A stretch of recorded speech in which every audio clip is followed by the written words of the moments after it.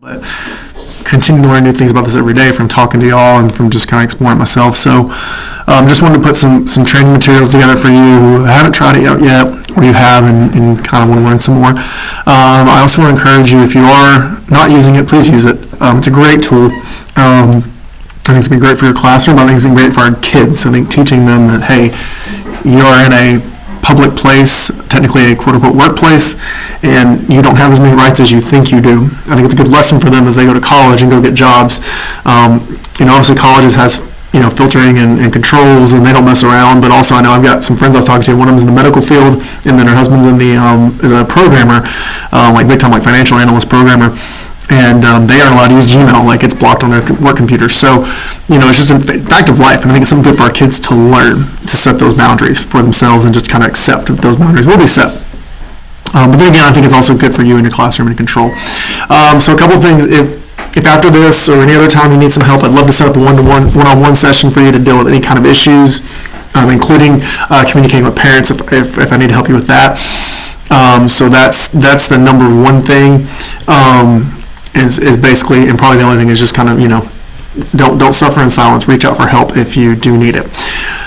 So I'm going to walk through how this works, how you get set up, some bonus features, and then also dealing with kids who claim they can't get in because they're on a personal device. Okay? So you can see in here, this is your teacher dashboard. You can add a classroom if you so choose and name it if you want to do it that way. Or you can import from Google Classroom. For y'all, if you're using import from Google Classroom, I would go ahead and do that because y'all are rostering it by class period, and it's going to be quick, simple, clean, and easy. Okay, and so that would be my suggestion there. Okay, would be import classroom, but you don't have to. If you want to add classrooms, I will just tell you the differences when you're adding students is that there's an option for an invite code. I would do that. They can put a code in and they can join, but probably the best situation would be import Google Classroom. If you're in a special situation I haven't thought of, some club, something like that, you need to use it, let's talk, okay? And so you can see classrooms. When I go into a classroom, I get a report of any session that I've done, and I can go view that session, and I can see all the history and the statistics and all these things that have happened. Now, it's not going to show much because typically I test this when we're, like on a student holiday so that I don't accidentally mess with y'all. But you can see James and Nikki Baskin, my kids are here, but you would see all your kids, you would see activity, you'd be able to look in and see any screenshots that you took, and keep those reports. Commands that you sent to them.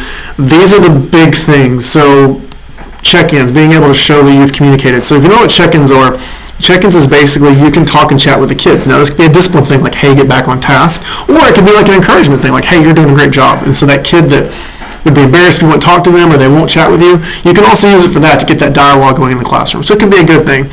But the great news is you've got these reports. So if, again, kids are saying, I did blah, blah, blah. Parents are saying you didn't, like you as a teacher didn't do blah, blah, blah. You've got data and historical reports to be able to do those things, okay? You can check recordings if you want to record your sessions. You can also add teachers. Now, here's where this might be good. This would be situations where if you've got a kid that goes down to Content Mastery or Radar Room or whatever y'all happen to call it this week,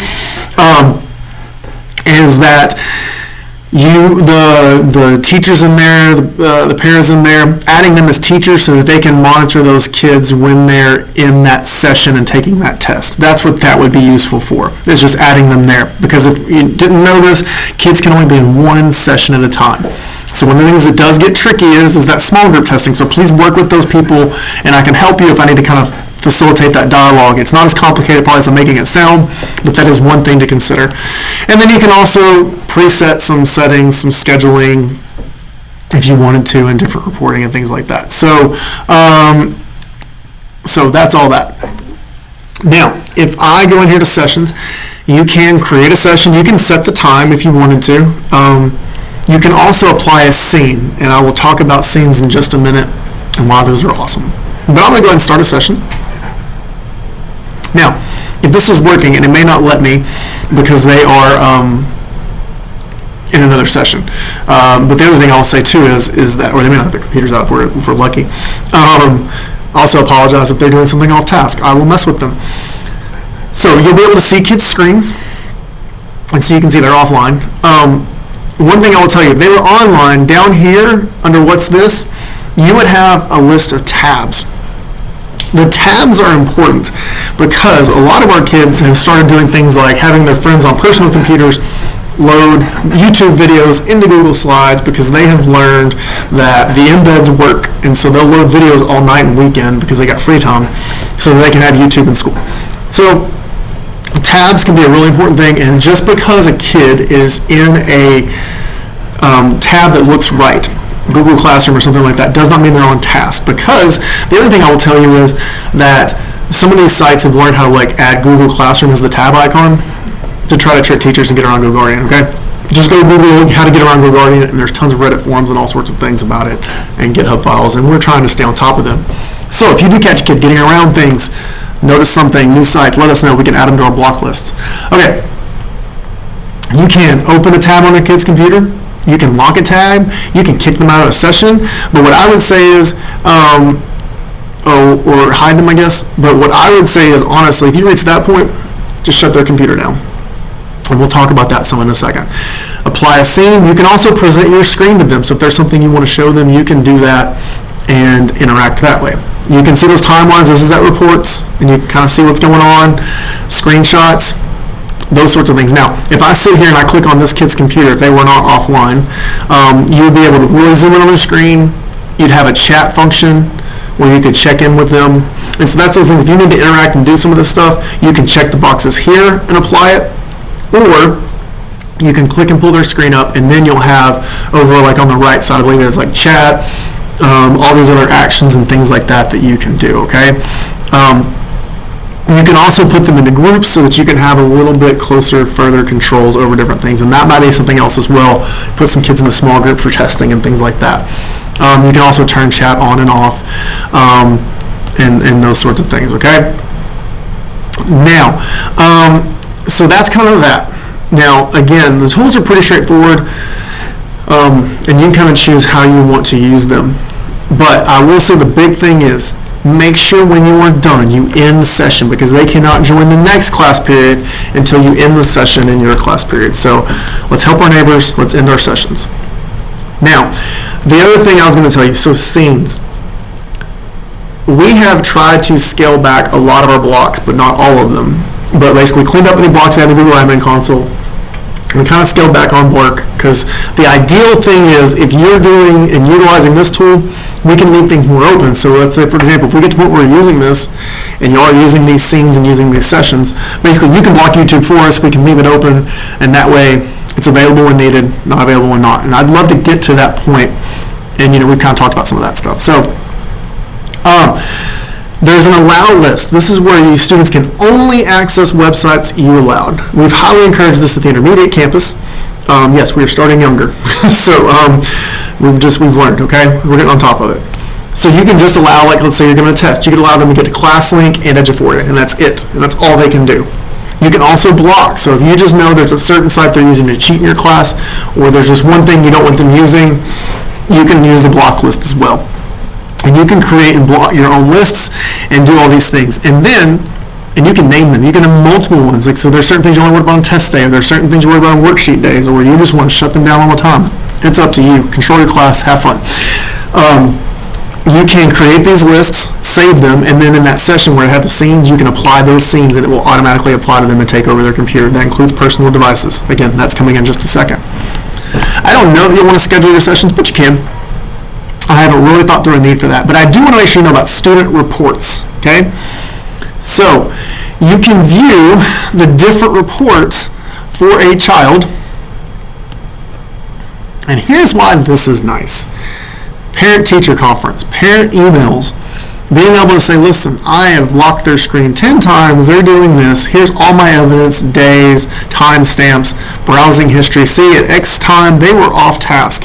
Can you please help me to address this? Or I filmed them because we were taking a test, and look at this moment, they were off task, offline, and then they were doing that. Or, hey, I can't see what they're doing, but it was offline because their personal computer. Can you please check their browsing history in Safari and Chrome and any browser on their device at this time and do that, okay? So reports are very helpful to me for student communication and for parent communication. For student communication, I would think it'd be like that first step, that first tier of like, hey, I'm seeing this, just so you know, I've got this data. Like, you do realize I'm not messing around here. I'm not kidding. I've got evidence. This isn't just a conversation. Just to see if you can kind of scale it back on that level. But then the next level would be the one of the parents is saying, same evidence, but kid's not sinking in. Here's what I've tried. We've talked. It's not working. That would include also those check-ins and things like that. So reports, I believe, are very helpful for parent communication. Scenes, I believe, really solve most of the problems. So that's that. Now, next thing is non-school devices. Let's do Chromebook. It's the easiest one. So on a Chromebook, if they're on a personal one, they can log into multiple accounts. See, I've got my personal account on there too. If you want to know, if they're like, well, it just won't work, I'm logged into my school account, it's because they log into their personal one as a primary one, because they know that way that Bark doesn't work. They can get around Bark, they can get around GoGuardian. They know these things, they tell me at Chick-fil-A, okay? So, way to check is go to click the icon and wherever, Drive, Gmail, anything like that, manage accounts on this device. And if their school one is not up here, that means they're not actually logged into Chrome in their school account. So they need to log out of their Chromebook, log into their school account, then if they went out of their personal, that's fine. Okay? So that's that one, and there's these selections here. Mac versus PC. So in a Mac or a PC, see I've got this icon right here. There will be an icon above that to the right of their bookmarks and their address bar. Same kind of icon, it's just above that near the address bar, or near, like right by the three dots where you get your menu and stuff. They need to click that. They need to turn on sync, which means they'll have to log into Google if they weren't prompted to, if they weren't already, and sign into their school account, and they'll have to click, and maybe continue, and then yes, I'm in. Used to remember there was two like continues, and it's turn on sync, because what sync does is it syncs their school account Google settings, and it syncs their extensions. So it'll install the Chrome license, and then you can see them, okay? Now, if they're worried about that, what about at home? A couple things. One, we have it set on a schedule. GoGuardian has a schedule set up so that we are not able to monitor their screen afterwards. But if they're annoyed that things are blocked when they leave school, they can just remove that account and just make sure they do it when they come back to school. Okay? Now, next thing on personal devices. I have found a week probably will be it of grace, of figuring it out, making sure we've told everyone, making sure we've shown them. If needed, have me out to come look at it. If you're convinced there's maybe a tech issue or the kid's a good kid and you think they're telling the truth, have me out, I'll come look at it. But after about a week, they've been told, they know. Assume they are trying to get on the system and tell them, hey, make it work. And if you're not using your computer today, would be my suggestion. And then whatever consequences for grades and things like that come with it. If they tell you they have rights, tell them you basically sign them away in the AUP and the Student Code of Conduct at the beginning of the year. But, you know, that's another conversation you can decide if you want to have.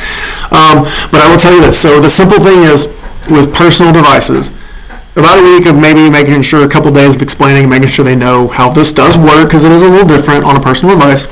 But then if you see them offline, we assume they're off task, they're cheating, and therefore whatever consequences you want to implement in the classroom, you implement them. And that's what we've kind of settled on at this pilot at the middle school was, we worked through a couple things for a few days, and then offline means they've jumped into a tab in their personal account. It means they've jumped into a different browser or application, which means they're at least off task at minimum.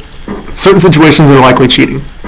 And then therefore implement consequences. So that's the easy thing, so you don't have to have the headache of personal device versus school device.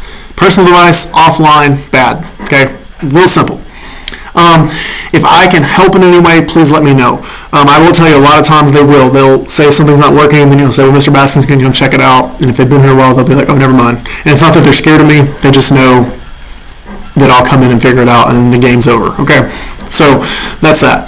And I'm glad to help in any way. I'm glad to do one-on-one trainings. I'm glad to come help you get your class set up. The next thing I will say is, too, if you are interested, we have the ability to, if you need to, have a few testing devices, basically is what I'm calling them, in your room. What that would mean is days where it's really important.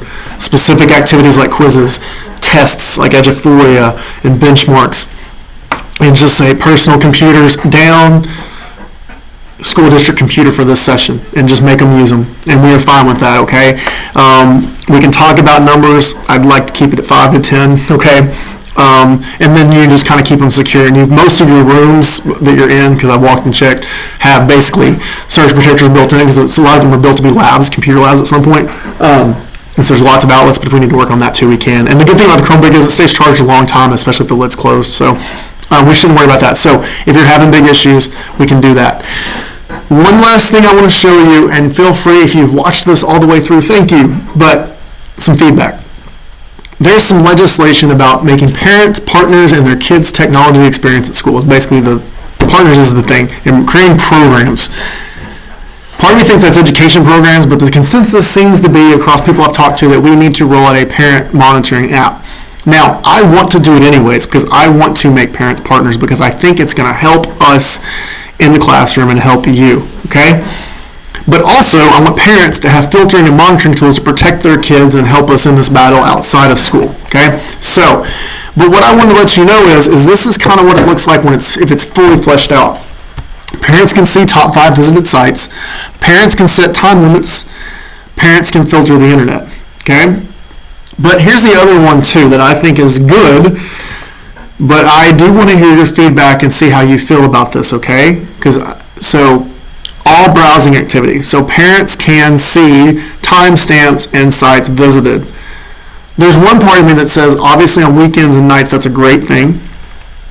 It's a great thing to me in school too because sometimes those things we tell them and then their kids tell a different story and it's a whole battle, it shuts it down.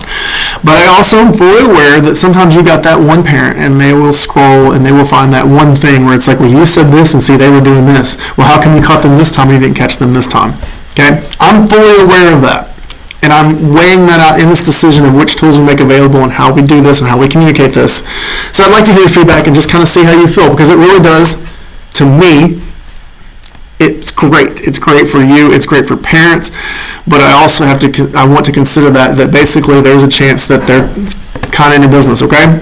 And if nothing else, if we kind of interpret like we legally have to do some of these things, at least giving you the heads up of this is what this might look like. And then with that, do we really want to make sure we're utilizing scenes? Do we need to do something on the network, GoGuardian side to help lock things down to help you?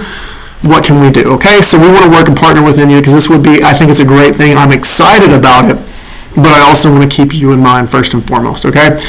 So, and then again, close 1A is protecting our kids, obviously. So, appreciate y'all very much. If you need anything, help with GoGuardian, help with controlling these kids, I know they're a blessing. Okay. No, I really do. I appreciate y'all. And again, the whole heart of this is wanting to make sure you've got control of your classrooms, that technology is not stressing you out, but it's just a tool you can use to implement and increase engagement with instruction and expand kids' learning, but then also, like I said, want to protect kids. Okay. Appreciate y'all. Thank you.